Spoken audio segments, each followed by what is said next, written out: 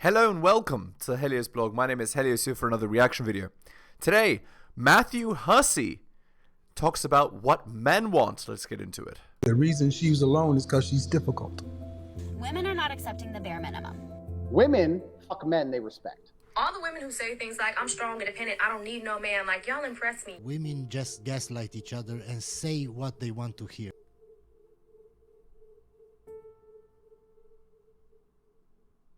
Mistakes that people make when they want more with someone is playing it too cool. Have you ever played it too cool? Not asking for things, not wanting to be demanding, not wanting to pester someone because you're worried that if you do, you will lose your value in their eyes. That your value comes from being chill, indifferent, easy, convenient.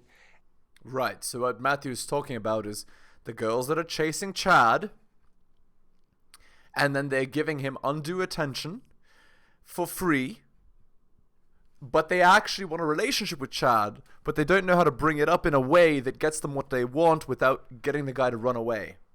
Well, the way to do that is to not shoot above your price range, right? Is to not punch above your weight class, as it were.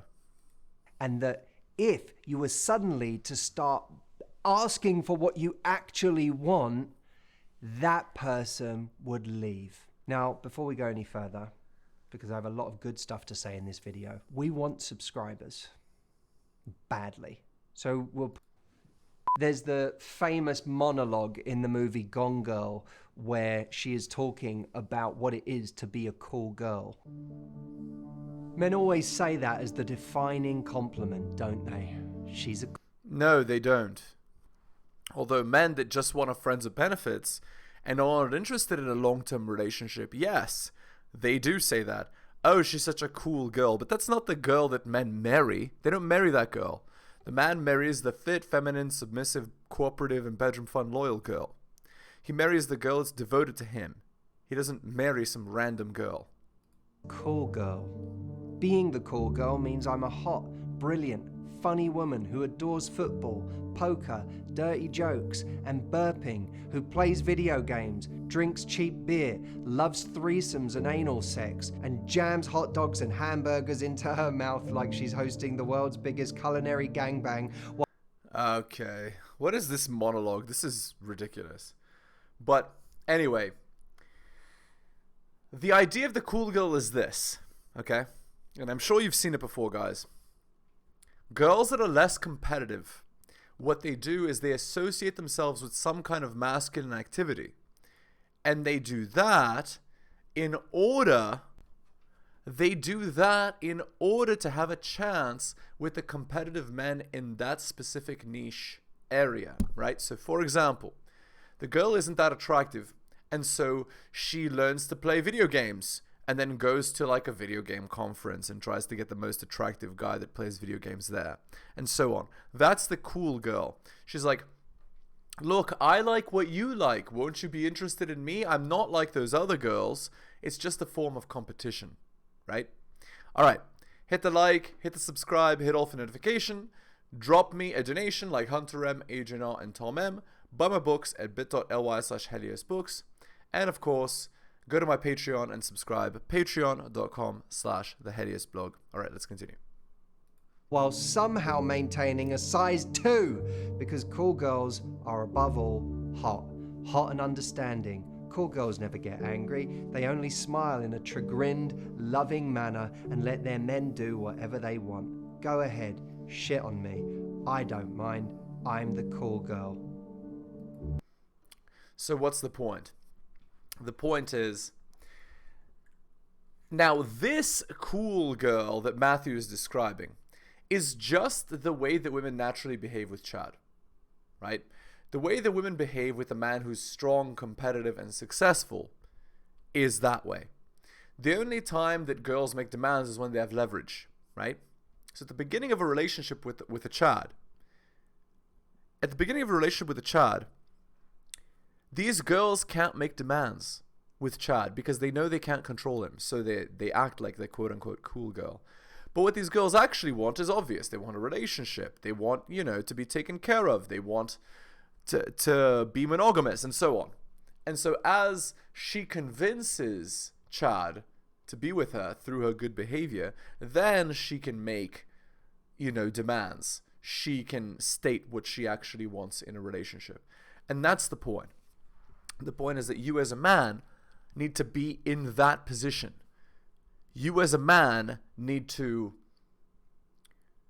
become the Chad such that you can then have not only the best girls and best behavior, but have relationships that are in your frame, right?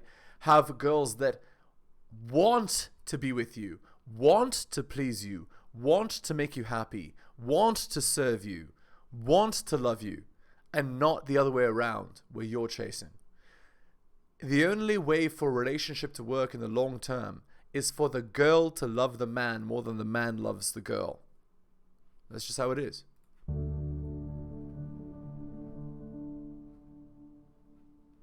Now, that monologue struck a chord for good reason, because it really explained the feeling of so many women about the impossibility of what they needed to be and represent. Yeah. For women, in order to get Chad, who has so many options, they need to be effectively perfect, right? And that's obviously not the case for a regular guy. But women in 2023, they don't want a regular guy. They want only Chad. And that's the problem. The problem is most girls don't qualify to get Chad, but they all want him. And so they say stuff like, it's impossible, I have to be perfect, and so on. When really, what they actually have to do is have realistic expectations for the kind of man that they can actually attract. They need to have humility and an understanding of their own value when it comes to the bedroom fund marketplace. But a lot of women don't have that. They think they're a 10 and they deserve a 12 while being a 4 themselves. That's the reality of 2023. Which is everything. I need to be everything all of the time. Not only do I need to be everything all of the time, but I need to ask for nothing in return. Because what that monologue does very, very well is it shows the utter imbalance at the extreme of giving everything, being everything, providing everything, and getting nothing for it. But it's not true, right? Like what Matthew is discussing about giving everything, getting nothing is not fundamentally, that's not true of male-female relationships. Because women are hypergamous, which means women want men that are superior to themselves.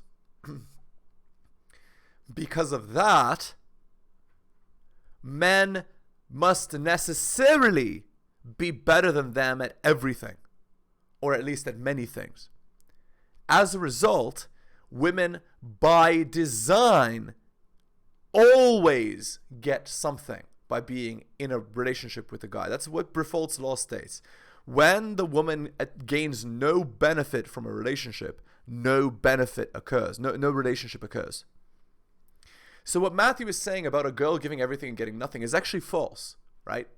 What is actually happening in that dynamic is the girl who's, let's say, a 6 out of 10. So she's above average, but she's not, incredibly attractive at the peak of the competition in the marketplace. But she's above average. She gets with a guy who is incredibly competitive and special. So let's use an example like this. She's just a regular girl who doesn't eat too much McDonald's at a university, let's say. And the guy is an athlete. So he is a competitive, successful, strong man in that environment. He is not making that much money, but he's in university, so it's okay. But he has high social status. He's strong, he's competent, he's successful, and he is doing something that's difficult to do. And the girl, meets the guy at a party, let's say, and, he gets a phone number and they go out and they have bedroom fun. And she starts giving the guy girlfriend behaviors. Because what she wants is for the guy to start to love her and to get into a relationship with her. And the reason why the guy has leverage is because he's worked to be that competitive, successful, strong man, and lots of girls are interested in him. But the problem is this. The problem is, the girl has gone for one of the most competitive, successful men at the university, who has so many options, he doesn't have to choose her. And so she feels that she's giving everything and he's giving nothing. But the real problem is this. She deigned as a 6 out of 10 to go for a 9, a 10 out of 10 man instead of an 8. That's the problem. That's why she ended up in that position. That's why she ended up miserable. Because of the lack of accountability. She doesn't understand her own error in the decision making that led to that situation. Now, of course, what do men want? Men want fit, feminine, cooperative, submissive, bedroom fun, loyal girls. But the problem is this. As a man becomes more and more competitive, he's looking for the apex of beauty in addition to these behaviors. So if you're a beautiful girl, objectively speaking, let's say you're a model, but you're not feminine, cooperative, submissive, and bedroom fun loyal, the guy will not commit to you. Because you're not a good bet for paternity. You're not a wife. You're not a girlfriend. You're just a girl that's for fun.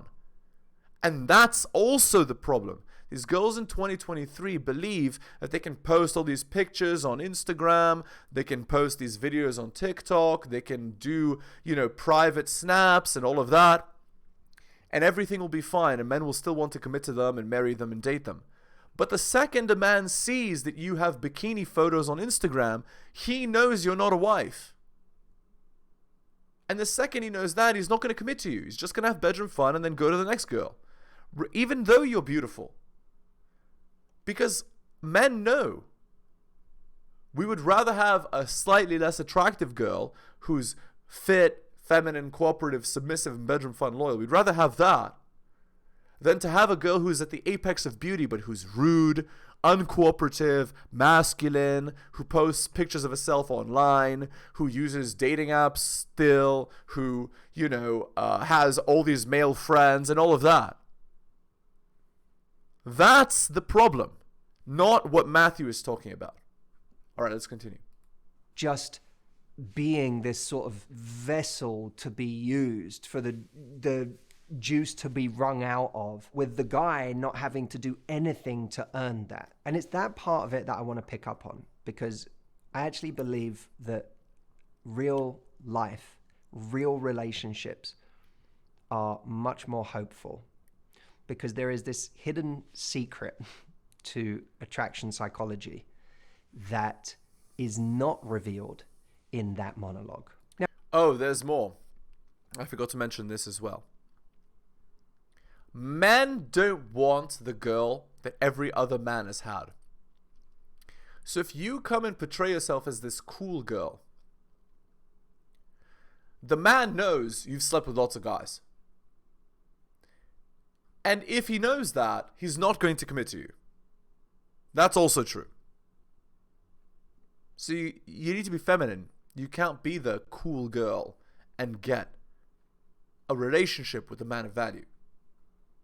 Now, I think that there is this perceived safety in being, I don't want to just say the cool girl, it could be the cool guy. For anyone who is going into dating with an insecurity that they are not enough, or that they have to try to hold on to someone, they have to try to prove their value. Anyone in that situation is susceptible to slipping into the cool girl or the cool guy mask, right? Because it is a mask, because we don't feel that cool, really. The cool guy mask? Men don't have to fake it. Okay. PUAs say that you fake it, right? You pretend to be a man of value in order to get laid. But actually, that's not the most effective way to do it. The most effective way to get laid as a man is to compete, to become a competitive, successful, strong man, to become the best version of yourself.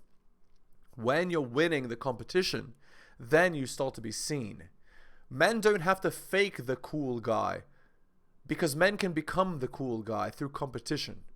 That's the point. Okay, let's continue. We do care more than we let on. We do want more than we're telling someone we want. And things are pissing us off and upsetting us more than we're actually saying. But it's a mask that we put on because... Well, when a man wants a relationship, men understand that women are not interested in desperate men. And so, in order to get a girl, a man has to, even if he wants a relationship with that girl very badly, he has to appear not to want it, at least at the beginning. The girl has to bring up the relationship discussion, not the man. Again, what do men want? We want a girl who's devoted to us, who's fit, who's pleasant, and doesn't cause us problems. Like, that's really what men want. And of course, if we could manage it, we would also like to have bedroom fun with other girls while maintaining the loyalty of our main girl. Again, in a stable monogamous relationship, obviously that shouldn't happen. But there are degrees, right? If you're not interested in monogamy, then you could have an NMG, a non-monogamous girlfriend. So you have a girl who's your girlfriend, and then you sleep with girls on the side. But what will end up happening is you'll have a lighter relationship. What I mean is, you're not going to form as deep a connection with the girl, because she's going to understand that you're not serious, and because she finds you to be a man of value, she'll be okay with it. But you won't get the sort of relationship you would get in monogamy. You'll get a different kind of relationship. And you'll also get to sleep with other girls too. So again, it depends on, how would I describe it? How emotionally deep you want to get with a relationship determines the relationship strategy you take. So if you want light, no problems ever, and just have bedroom fun, you can do multiple friends with benefits. If you want a little bit deeper, but still pretty light, then you could do NMG, which is like you have a main girl or like a girl you call your girlfriend, but you're sleeping with girls on the side and she knows, and so it's kind of a lighter relationship. She knows not to get too serious with you. Or you can have a monogamous relationship that's going towards marriage and a family and so on. But only if you're a strong, competitive, successful man who has a lot of experience with women. Because in 2023, if you're, trying to get into a monogamous relationship and you don't know what's going on, you're going to get taken for a ride. You get a girl who's, has an end count of 100 or whatever, 50, and she's trying to use you to save her from her bad decisions. So obviously, you need to know how to avoid that, and you need to have a girl who's devoted to you. And it's very rare, which is why so many guys are opting for either leaving the country and getting a foreign girl to date or marry, or they're literally moving out of this country. And when I say this country, I mean insert whatever country in the West you like. Or they don't get married at all. They choose to have only friends with benefits or only NMGs and so on. We think that that's what someone wants. It feels safe to do it because it means, A, you're less likely to reject me if I don't ask for anything. True. If I don't make life difficult for you, if I just please you, which is that typical people pleaser mindset. As long as I ask for nothing and give you everything, you'll still want me in your life. But there's also this knowledge that if someone does reject us, we can just go, I wasn't even really asking for anything anyway, so I wasn't rejected. I wasn't asking for anything. So there's a lot of protection, or at least what we see as protection. Men love people pleasers. So I don't know what Matthew's getting at here. Men love people pleasers. Most men would love nothing more than to have a girl that is fit and pleasant.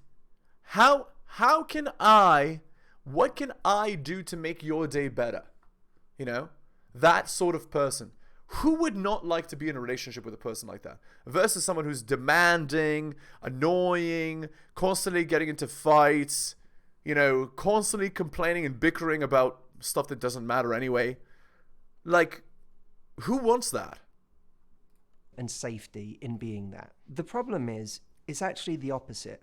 It makes us more likely to be taken advantage of, either by someone who is oblivious to the fact that we're giving everything and they're giving very little in return and just takes us for granted, or taken advantage of by someone much more malevolent who sees this as a golden opportunity to manipulate and take advantage of someone who will never ask for anything in return and will just go along with it. But there is another reason why being the cool, indifferent person who gives a lot but doesn't ask for anything is really destructive for attraction. One of the things we have to understand about attraction is that for someone to continue to be attracted, they need to feel like they care. And the psychology of attraction that a lot of people miss is that what makes us care about something is investing in something. That's actually what makes us care. That's what makes us want to give more. Investing in something or someone actually makes us invest more. It becomes this, it gives us this momentum, right? Me and Jay... What is describing as the sunk cost fallacy, right? I've put so much into this, therefore I should never drop this because look at how much I've put in. But the truth is that you need to look at the opportunity cost, which means what am I losing by investing in this, right? Is it worth the things that I've lost to get it? And that's the thing, right? And sometimes it's not. Anyway, let's continue. Jameson found a dog one day in LA. It was by the side of the street, and we were very careful not to name this dog because some part of us knew that we took this dog home, we gave it a little... That was a mistake when we cut its hair, because once we'd give him a little haircut and a wash, we started going, we've just invested a little bit in this dog. I remember that day thinking, we are not naming this dog. We're taking it to the vet. We're going to find out whose it is, and that's where it will stay or be killed. No, I didn't. I just want to say it did have a happy ending. It did not get killed because we put out the word on social media and said, does anyone want this dog? And one of our lovely previous retreat attendees said, I will take that dog. So it found a lovely home. But at the time, we didn't want to name it because it was a little bit of investment. We have to start making this psychology work for us when it comes to our dating lives. We think by never getting someone to invest and ask, by not asking for anything, that we're somehow making ourselves indispensable in their lives. Oh, I'm just showing my value to you, but I'm also not being a nuisance to you. Because if I ask for something, if I tell you what I want, if I make you come to my part of town, if I text you first, I could be perceived as difficult, a nuisance, over the top, too much work. But as long as I hang back, you'll still want me. But what's actually happening...